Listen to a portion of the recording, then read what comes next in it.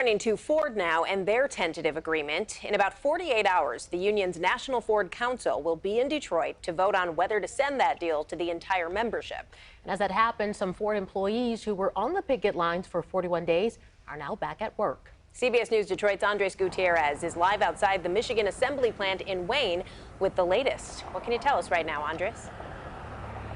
Well, Shayna, I'm told that today team leaders and utility workers spent the day inspecting stations and equipment to make sure everything is in working order so they can jumpstart production.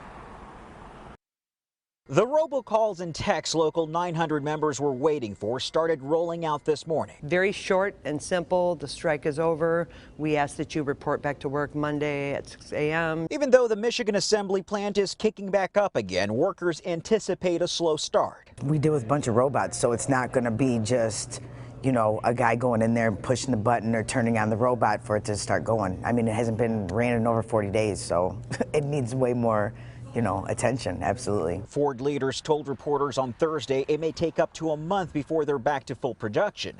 They also discussed their third quarter earnings, in which the automaker made a $1.2 billion profit. They're in business to make money, and that's what they're supposed to do.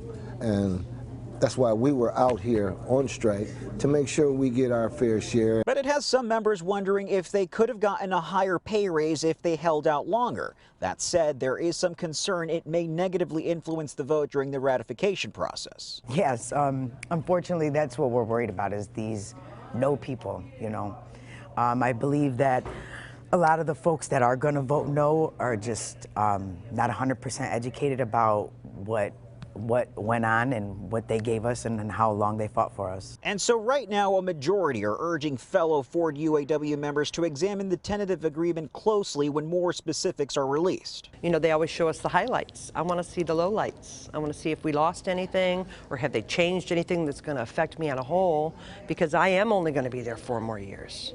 So I am waiting for that, wage progression to move up, and then I'll be leaving.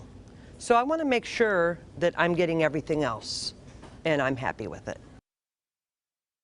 And so once the details of the tentative agreement are released, there will be a series of informational meetings at the different locals before a vote takes place. So we are talking about a good chance that this whole process may wrap up just in time for Thanksgiving. Reporting live in Wayne, Andres Gutierrez, CBS News, Detroit. All right. Thank you very much, Andres.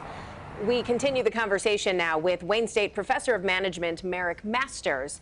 And Merrick, when we're hearing about these meetings going late overnight into the early morning hours, is it safe to assume that a deal might be imminent? Well, yes, usually you see before these kinds of deals 24-hour-a-day bargaining as they iron out the details. It gets very detailed at the last hours of the negotiation, and so I'm certain that's what they're doing right now.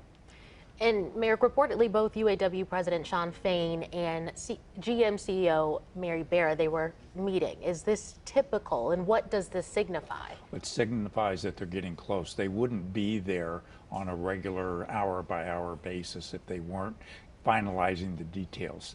They usually come in either to get the parties energized at some point, and if they get a little sluggish, or when they're ready to finalize the details of an agreement.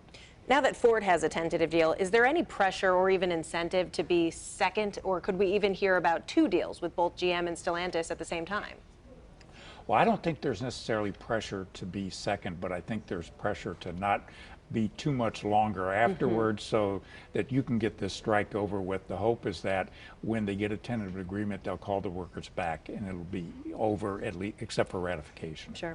And when we're looking at past strikes, has pattern bargaining been quick? Is it slow, or does it all just really depend? Usually what the union tries to do is make certain that when they get a tentative agreement, it's something that they can take to the other two and get more or less the same.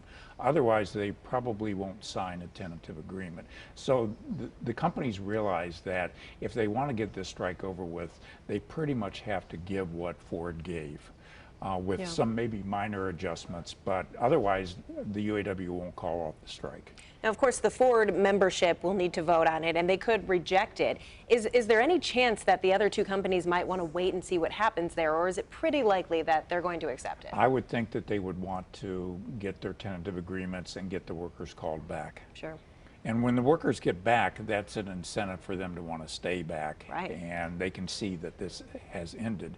And as your previous commentator said, the union member said, they'll look the details over pretty carefully. And if there are no things in it that surprise them or cause them to give pause, I think this has a good chance of being ratified. Yeah. Merrick, if you work for GM and you're out there on the picket line still, how are you feeling right now? How is someone still in that position feeling? Well, you have to begin to see the light at the end of the tunnel. It's got to be a better feeling than you had a week ago, 2 weeks ago. You can see that this is coming to a close. Ford gives you reason to believe that something is imminent at GM, and then you'll see the contract, you'll get a chance to vote on it, and if it's acceptable, if it is what they say it is, a record contract, then they can go back to work and worry about the future.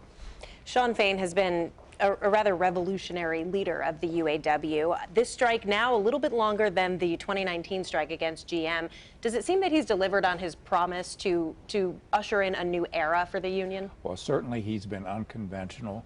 He has been confrontational, and he has been very transparent, relatively speaking, in terms of how he's informed the membership. So he's fulfilled his promises in that regard. He's also done his very best to get as much as he possibly can. And I think that the reason why he struck these plants in the past 10 days is that he wanted to convince the membership that he has gone to the ultimate mile to get the last penny out of them that he thinks he can get. And I think he's convinced now that if he were to delay the strike or prolong it anymore, he probably wouldn't get much of a better deal. Okay. And what exactly is happening behind the scenes? What is it like to be in that room during these negotiations? Well, it's very tense. They get very tired, and they can get acrimonious at this time because of fatigue. But they know that there's a chance to get this being done. But really, the devil is very much in the detail, and you've got experts all around you making certain that nobody puts the decimal point in the wrong place. Right. Because mistakes have been made in the past where they put a decimal point in the wrong place, and it's cost them thousands or millions of dollars. Wow. So you got to be very careful. Cross your T's and dot your I's. All of them. All right. A lot of fatigue in the negotiating room and on the picket line, of course. We will be following this closely in the hours to come. Thanks to Professor Merrick Masters for joining us.